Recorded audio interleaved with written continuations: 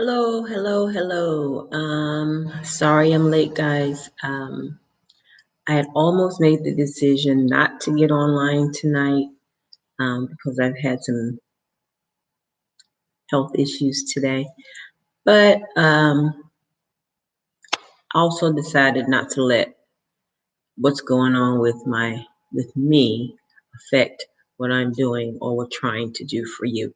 So um, I'm here. I'm late, but I'm here.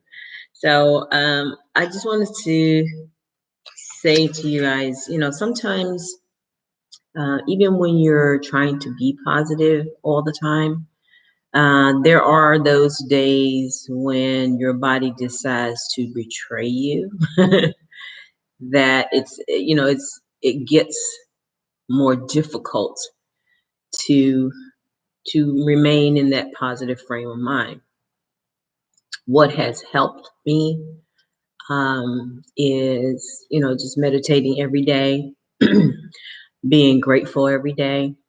Um, and even in those times when I was having sort of mini panic attacks because of what my body decided to do that day, uh, today rather, um, I can still bounce back from it.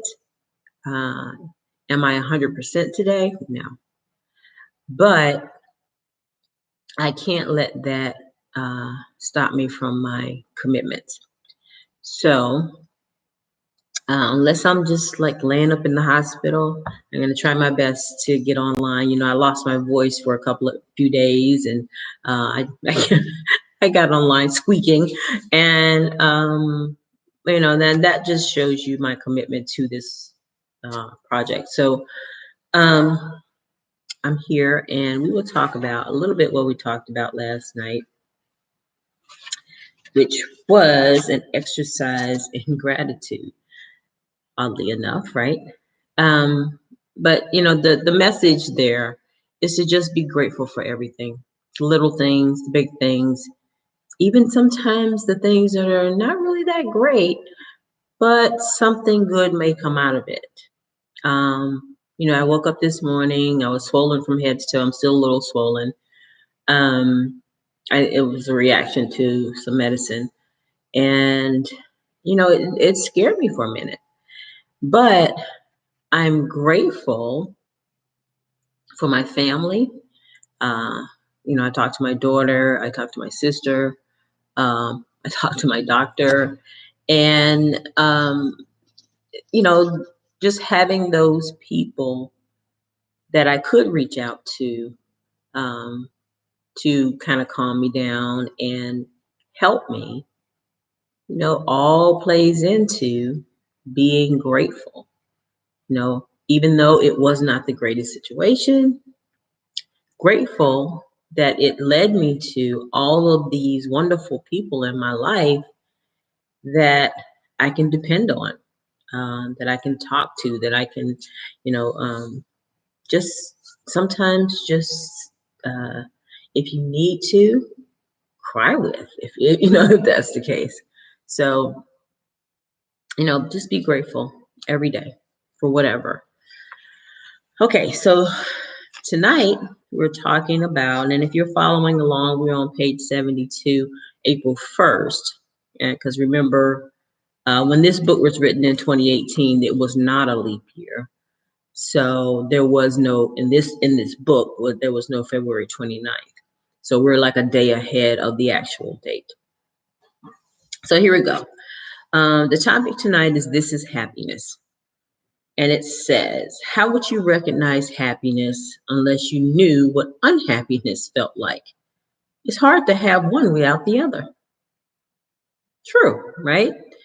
How do you know what something feels like if you don't know what the opposite of that something feels like? Sometimes we get caught up in uh, everybody's public face.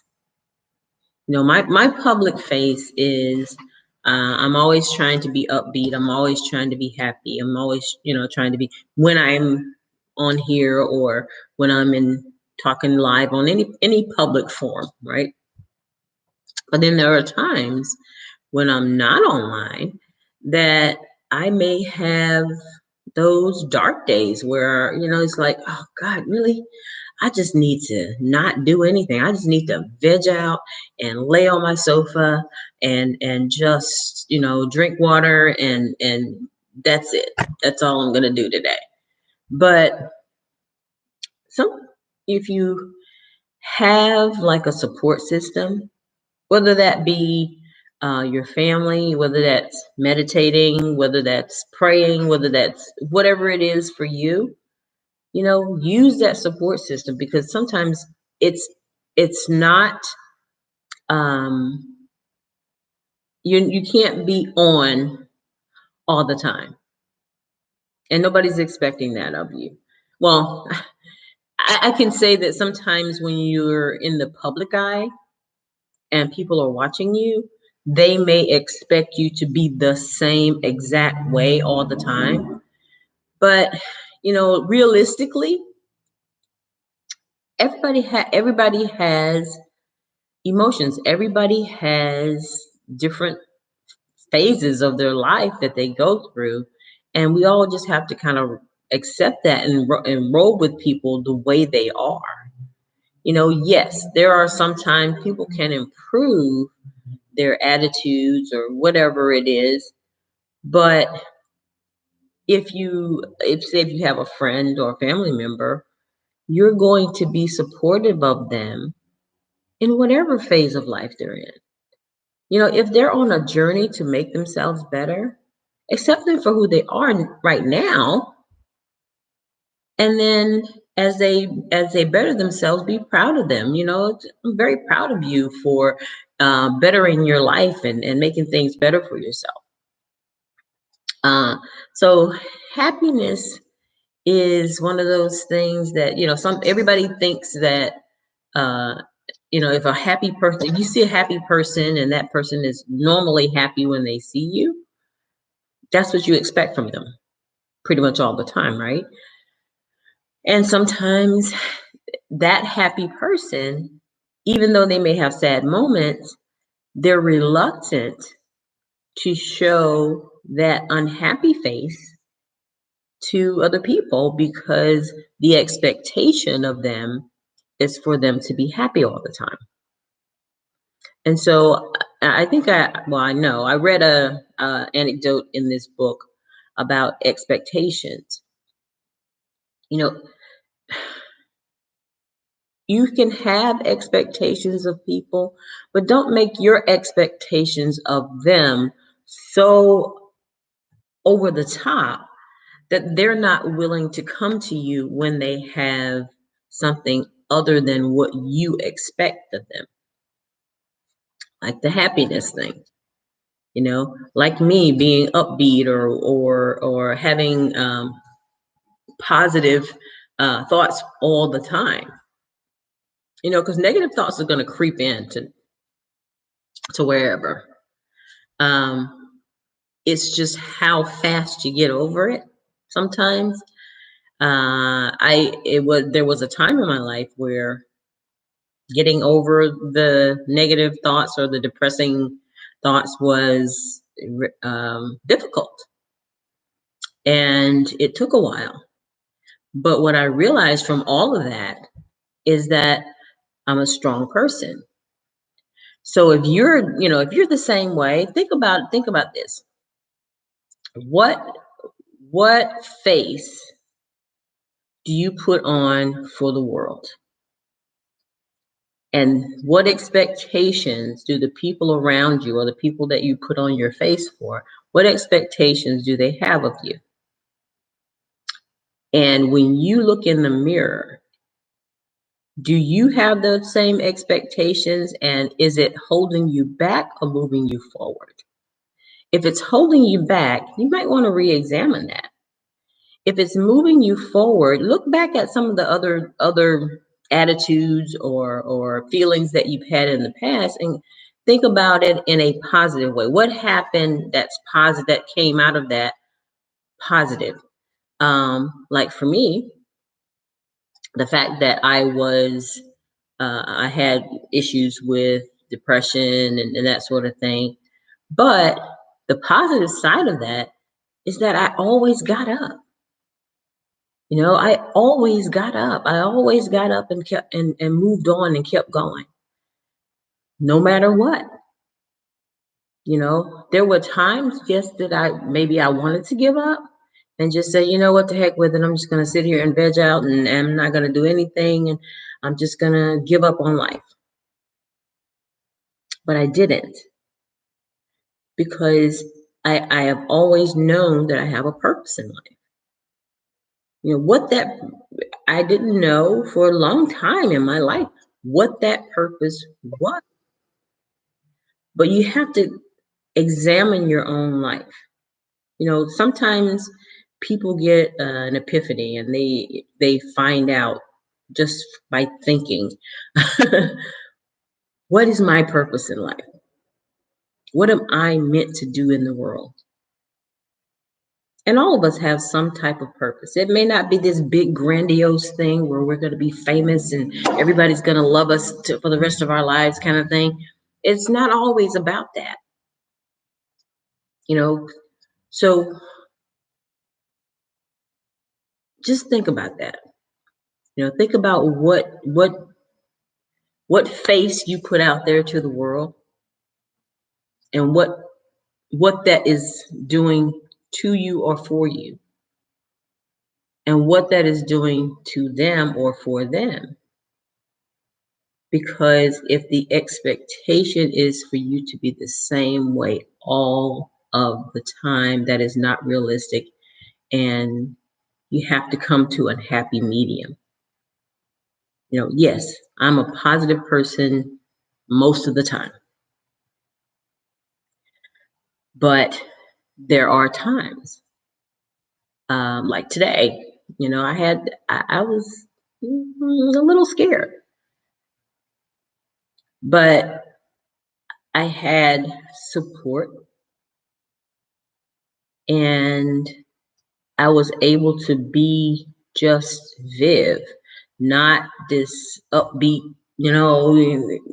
kumbaya kind of person that's there for everybody else, and not just letting me have my moment, whatever that moment was.